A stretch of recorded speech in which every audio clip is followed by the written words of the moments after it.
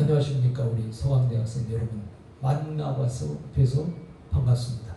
그런데 저는 화면으로 여러분을 보고 여러분은 또 유튜브로 저를 보게 되니까 실제적인 면대면은 아니지만 영상으로 먼저 만나고 그 다음에 기회가 되면 면대면으로 만날 수 있는 시간이 있기를 바라면서, 자, 이번 학기는 이제 제가 사회복지 실천 기술론을 우리가 수업을 하게 됩니다.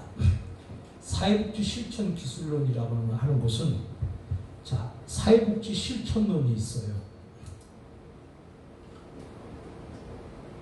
사회복지 실천론에서는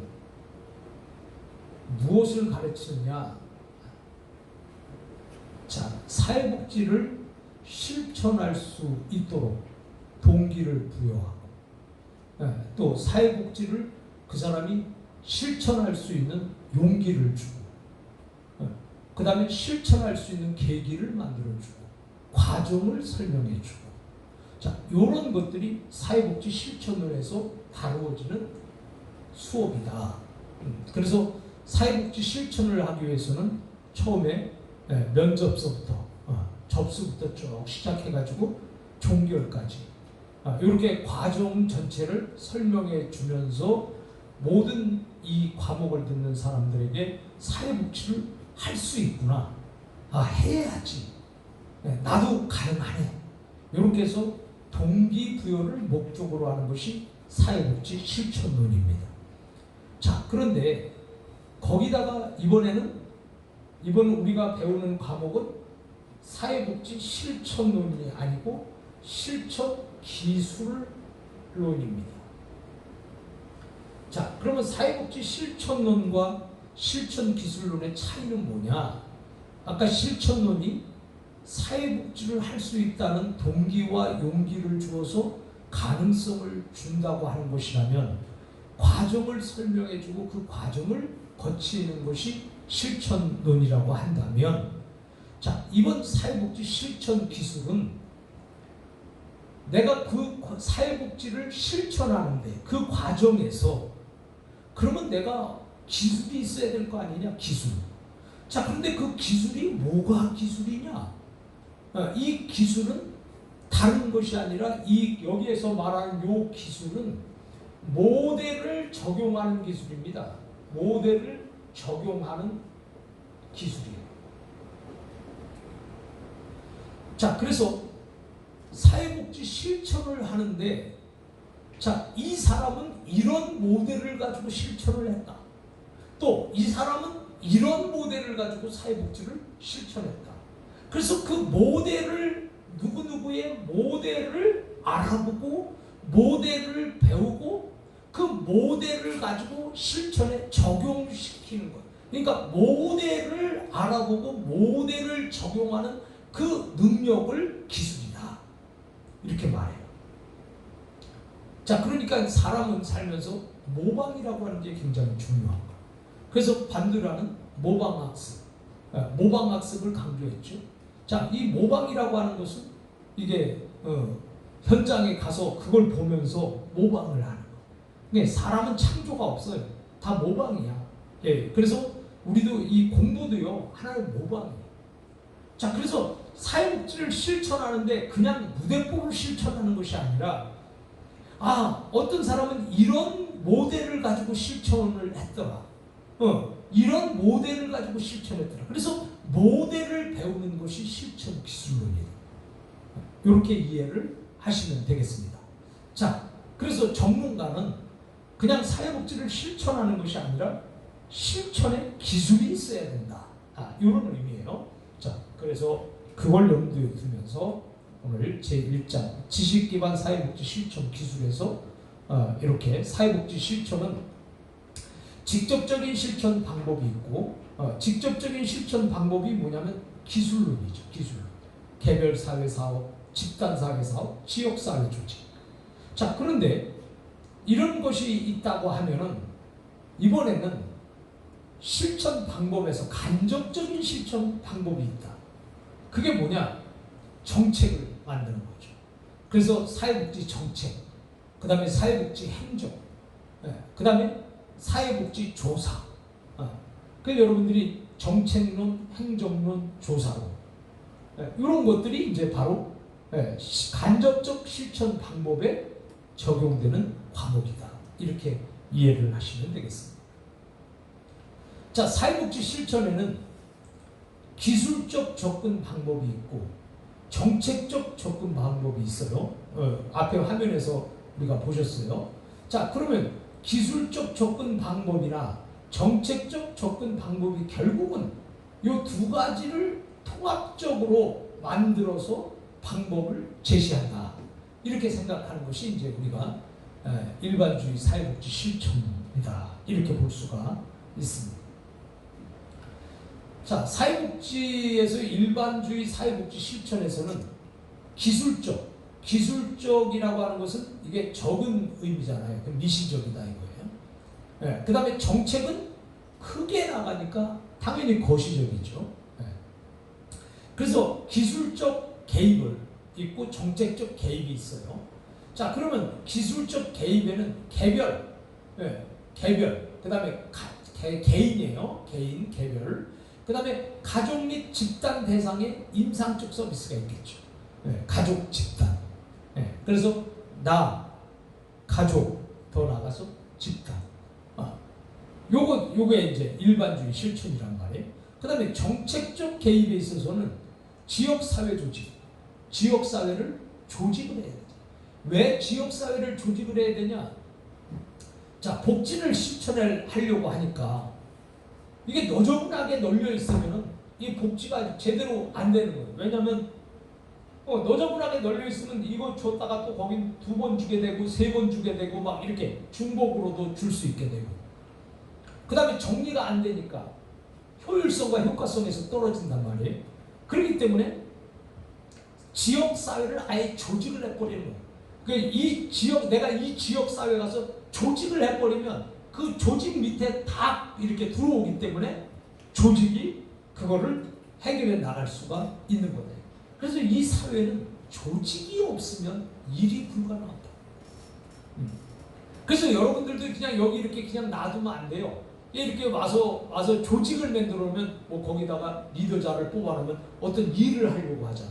근데 리더자를 또 뽑지 않고 조직을 안 만들어 그냥 왔다리 갔다리 해서 아무 의미가 없는 거예요. 그래서 성과도 없는 것이고 결과도 없는 거예요. 그래서 지역사회를 조직해야 된다. 그래야 복지가 이 조직 하에서 쫙 리더자 밑에서 조직으로 나갈 수 있는 것이다.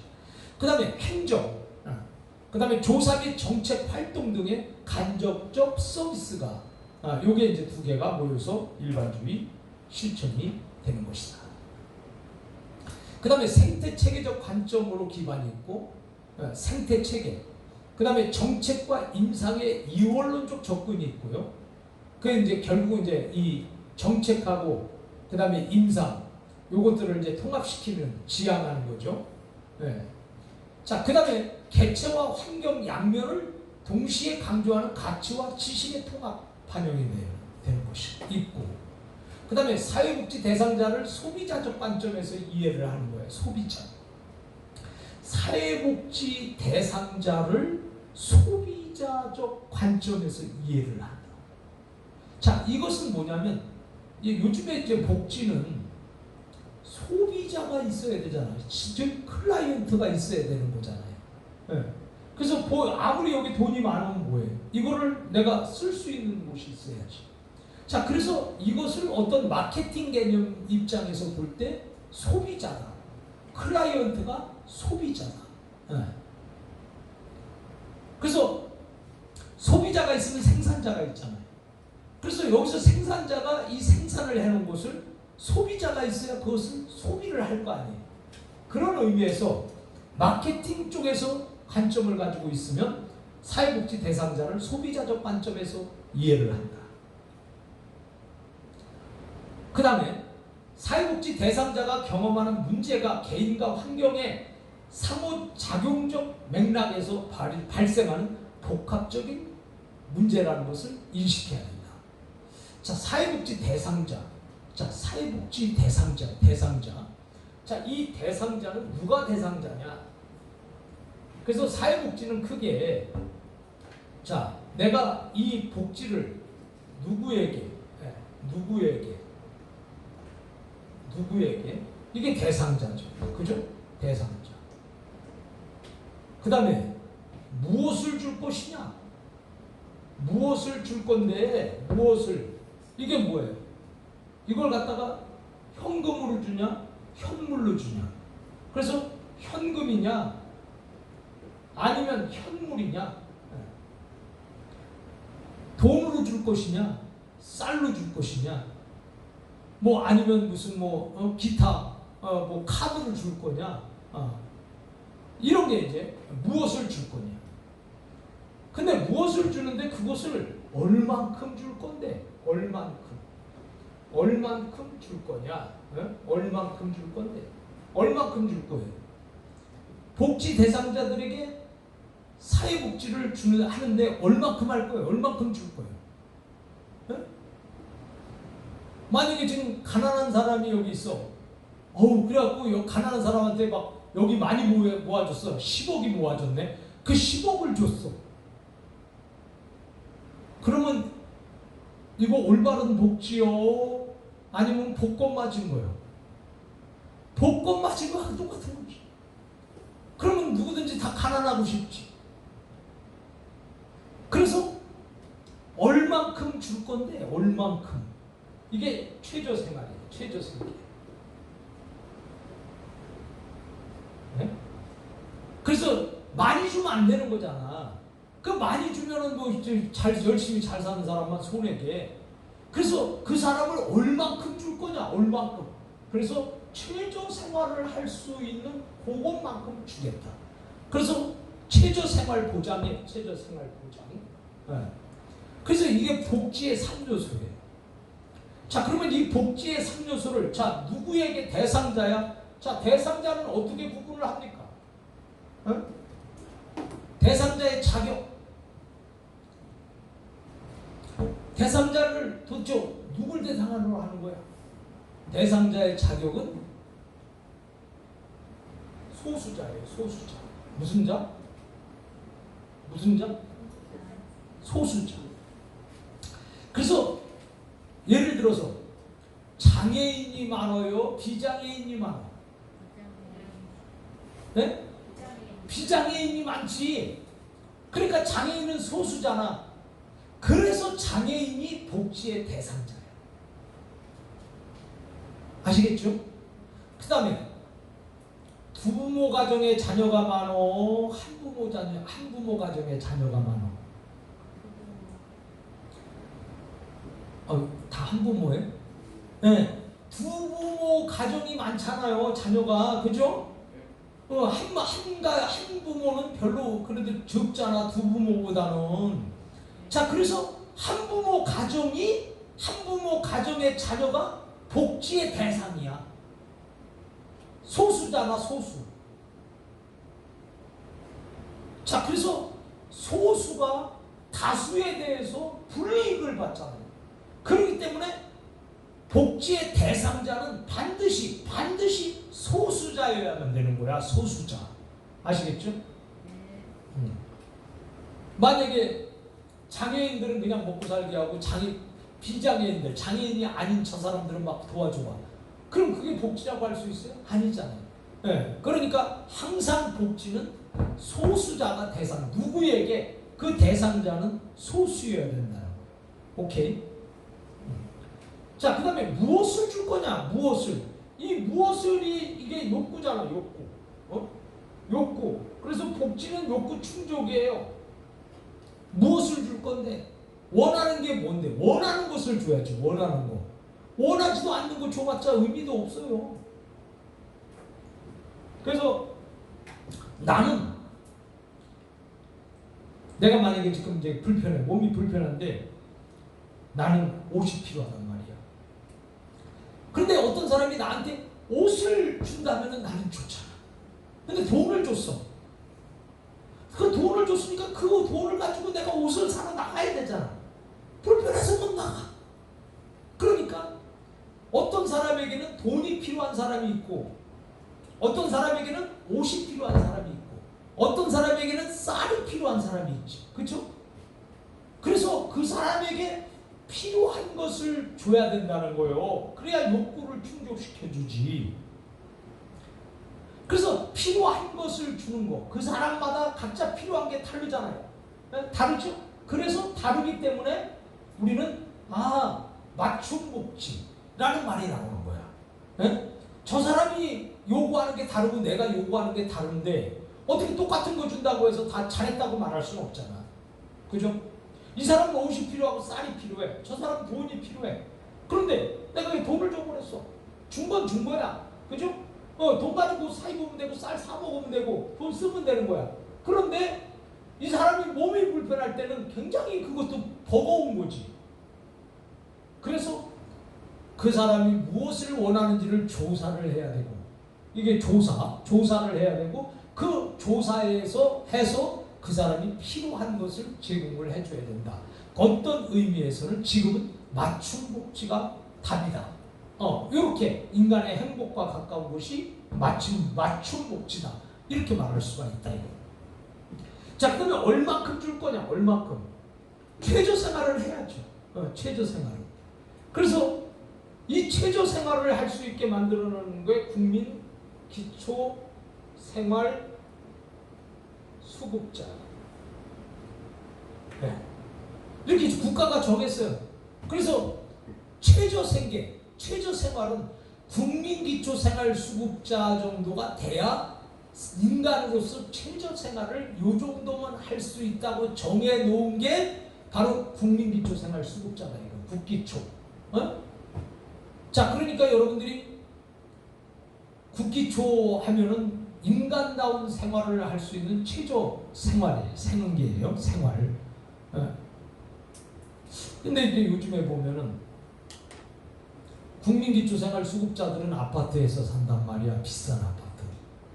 근데 이 어정쩡하게 중간에서 사는 사람들은 연립주택에서 살고 아파트에서 살기 힘들어. 비싸가지고 못 사. 근데 국민기초생활 수급자들은 아파트에 가서 산다 이거야. 그러니까 여러분들도 아파트에 가서 살고 싶으면 그냥 있는 거 다 팔아버리고 오늘 다 그냥 술 마시고 때 막 그냥 다 써버리면 돼. 기분 나쁘게 생각하지 마시고 또 우리 서강대 학생들도 이거 가지고 또 문제 삼지 마라. 예를 들면 그렇다는 거지 뭐 그렇다고 해서 여러분 집 팔으라고 내가 그러는 거 아니잖아. 부동산 정책도 아니고. 그러니까 국민기초생활수급자라 할지라도 최저 생활은 해야 된다는 거예요. 이게 최저 생활. 그걸 보장한 것이 바로 국기초라는 거예요. 근데 이제 우리나라의 국민기초생활수급자보다 그 혜택을 받는 사람들은 혜택을 받지만 또 혜택을 못 받는 사람들도 또 있잖아요. 그 사람들이 굉장히 또 지금 이 그늘 속에서 살고 있는 사람들이고. 자, 그래서 어쨌든 간에 복지는 누구에게 무엇을 얼마큼 주는 것인가. 요게 이제 복지의 3요소인데 그 중에서 사회복지 이 대상자가 경험하는 문제가 개인과 환경의 상호작용적 맥락에서 발생하는 복합적 문제라는 것을 인식해야 합니다. 그래서 개인과 환경, 나와 환경의 상호작용에 의해서 만들어지는 대상이라는 얘기요. 쉽게 말하면 자, 나는 직장을 열심히 다니고 싶어. 그 직장도 좋은데 삼성에 다니고 싶어. 삼성 직장에 다니면서 거기서 성공하고 싶다 이거예요. 근데 삼성이 나를 뽑지를 않네. 삼성이 나를 안 뽑으니까 나도 열심히 딴 사람처럼 제 좋은 직장에 가서 열심히 해서 최선을 다해서 나도 행복하게 살고 싶다 이거요. 그 나는 그거야. 근데 환경이 나를 그렇게 못 만들어 주잖아. 그렇게 못하게 하잖아. 삼성에서 나를 뽑아줘야 되는데 안 뽑아주잖아. 그죠? 얼마든지 나도 삼성에 가서 하고 싶은데. 그러니까 결국은 개인과 환경의 상호작용, 여기에 의해서 만들어지는 것이 대상자다. 환경에 의해서 너가 안 되는 거야. 그러니까 그거 가난한 거야. 옛날에 가난은 내가 게을러가지고 가난한 것이고 내가 무능해서 가난한 것이야. 그러나 지금의 가난은 내가 게을러서 가난한 것도 아니고 무능해서 가난한 것이 아니라 환경이, 사회 환경이 나를 가난하게 만든 거예요. 어? 예를 들면 사회 환경이 다 대학 졸업자만 뽑아. 근데 나는 중학교밖에 졸업을 안 했어. 그러면 내가 사회 환경에서 내가 어떻게 살아? 가난해질 수밖에 없는 거지. 네. 자, 요렇게 생각을 하게 되니까 결국 개인과 환경의 상호작용으로 대상자가 만들어지는 것이구나. 요렇게 이해를 해야 된다는 거예요. 자, 이해 가셨습니까? 네. 자, 그 다음에 사회복지 실천 지식과 실천 기술에서 영국 사회복지교육협회 사회복지사는 전문인이며 성찰적인 실천 역량이 요구된다. 자, 사회복지사는 전문가야, 프로페셔널. 그게 전문인이 돼야 되는 거예요. 프로가 돼야 되는 거예요. 사회복지사가 오리보리하면 안 됩니다. 그 사회복지사가 프로가 돼서 그냥 눈알이 반짝반짝해서 저 사회복지사는 뭔가를 이루어낼 수 있고 해결을 할 수 있다고 클라이언트가 신뢰를 할 수 있는 신뢰감이 있어야 되는 거예요. 그런데 클라이언트가 사회복지사 왔는데 이 사회복지사 보니까 내 문제 해결하기 힘들겠구만. 이거 사회복지사 되겠어. 이렇게 하면 신뢰감이 안 생기는 거잖아요. 그죠? 그래서 사회복지사는 그래서 신뢰감을 주기 위해서 전문가가 돼야 되는 거예요. 전문가. 프로페셔널이 돼요. 자, 그 다음에요.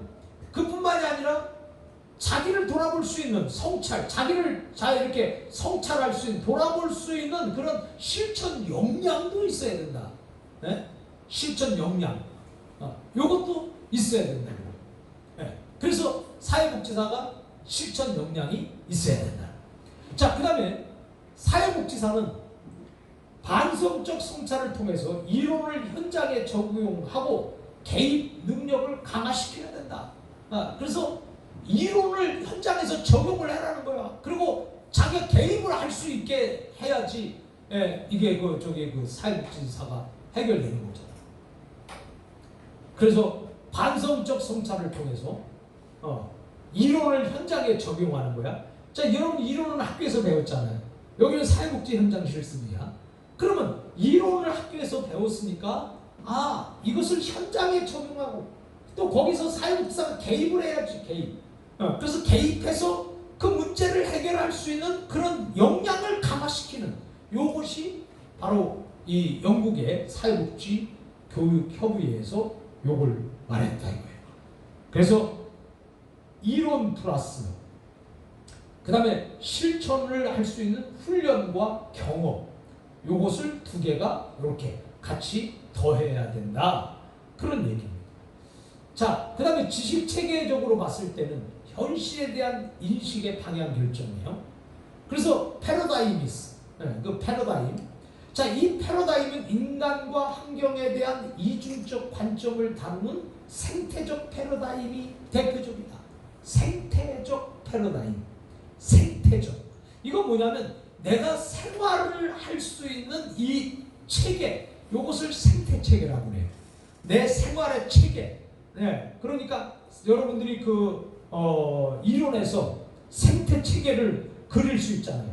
네, 그래서 나를 중심으로 해서 학교, 직장, 운동, 모임, 자, 이런 것들을 내가 이렇게 딱 전부 다 포함하고 있는 하나의 체계를 우리가 생태체계라고 한다. 자, 그런데 그 패러다임은 인간과 환경에 대한 이중적 관점을 다루는 생태적 패러다임이 대표적이다. 자, 인간과 환경, 요걸 이중적으로 잘 다뤄야 된다. 인간과 환경을 잘 적용시켜야 돼. 사람은 환경 속에 인간이 있고 또 인간은 환경을 떠나서 살 수가 없어. 그래서 인간 행동과 사회 환경, 이것을 여러분들이 배우잖아요. 그죠? 네, 인간 행동과 사회 환경. 그래서 인행사, 이거 배우잖아요. 그래서 사람은 사회적 환경을 떠나서 살 수가 없어. 그리고 또 이 사회적 환경에 영향을 받는 것이 인간이야. 그래서 인간 행동과 사회 환경, 이것을 우리가 배워야 되는 거죠. 그 다음에 관점이요. 자, 이 관점은 패러다임의 하위 수준의 개념적 틀이에요. 이건 뭐냐면 인간과 환경에 대한 동시적 관심하에 다양한 이론을 통합적으로 수용하는 생태체계 관점. 예. 그 다음에 강점 관점이 대표적이다. 자, 아까 여기 생태체계 관점은 내가 생활하는 그 테두리를 체계로 보는 거고, 자, 이 강점 관점이라고 하는 건 뭐냐면 그 사람의 강점이 뭐냐. 그래서 강점을 중심으로 해서 그 사람을 이해하는 거야. 강점을 중심으로 해서 그 사람을 이렇게 우리가 보는 것이죠. 이게 강점 관점입니다.